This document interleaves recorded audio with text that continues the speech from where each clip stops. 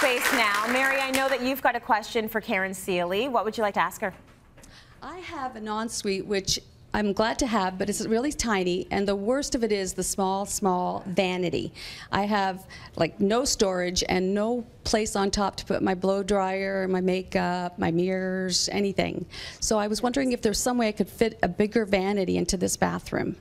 We should just pack up one of those dressing tables and put it in her trunk. There we go. It's That's what she needs. Free to everyone. Storage in a bathroom is a tough one. It is. And so one of my first questions was obviously, can we take down a wall and make this bigger? But, you know, there's a closet on the far side beyond the toilet, so it's not really going to help our cause. Although the good news is, it's so small that her husband doesn't use it. He's given up on it. So it's just Mary's. So let's not make it any bigger, and we'll make it beautiful. So that's the space. And Mary did this lovely little floor plan for me. So a big, huge door into the space. You can see it's one of those vanities where the sink overhangs, so the vanity itself is very shallow. Yeah. No space at all. A window here, and then a toilet and then the shower. So I asked Mary, I said, what are the dimensions? So apparently this wall is 5 and this wall is 9, and the door is 32 inches. So I thought, haha, I know where I'm going to get space from. Let's squeeze the door down to 24, which is a minimum by code into a linen closet or bathroom. So that still works. And by doing that, I would steal space on this side of the bathroom, which gives me lots of room to do a nice big 4-foot vanity. And given that it's just Mary's space, I would probably put the sink in the middle.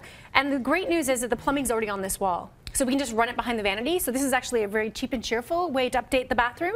Great. If I was sharing this bathroom with somebody, I would actually put the sink off center, so in front of the toilet. So if I was working at the sink and brushing my teeth or something, and if somebody came in with the door, it wouldn't hit me. Right. So that's why the working space, I would move closer to the window. But it's just Mary's, so she can, you know, have this beautiful symmetrical vanity.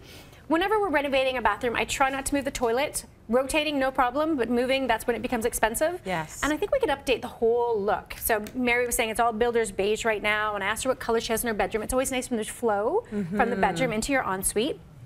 So she said right now it's very creamy with some grays. So look how pretty that palette is together. And one of the things I really like, are you going to make me read this? Karen Kate. Hey, hold on, let me try. I like when she reads it without the glasses. Let's see what she says. I'm just going to make up names here. Just make stuff up. Oh, I got it. Floral white. Good job. Yeah, thank you very much. Stonington gray. Oh, you don't need the glasses. Anybody want to confirm? I didn't make those up, I swear. That's all good. So, the nice thing about this palette is that gray is obviously really trendy right now. And so eventually what's going to happen is we're going to move back to a warmer palette. So by using grays and creams in your space, You're safe. you're safe. It'll always look like $1,000,000. And if you want to bring in a little accent, apparently she has this lovely blue drapery in the bedroom. You can bring in just a little bit. So I wouldn't do too much. It's such a small space. I wouldn't want a lot of contrast. Got it. That is a great answer. And you know what? That color palette is the ensuite we just saw in the tape that Karen came Exactly the through. same. It's There you go. beautiful. The There's our green inspiration. and the gray. It's lovely.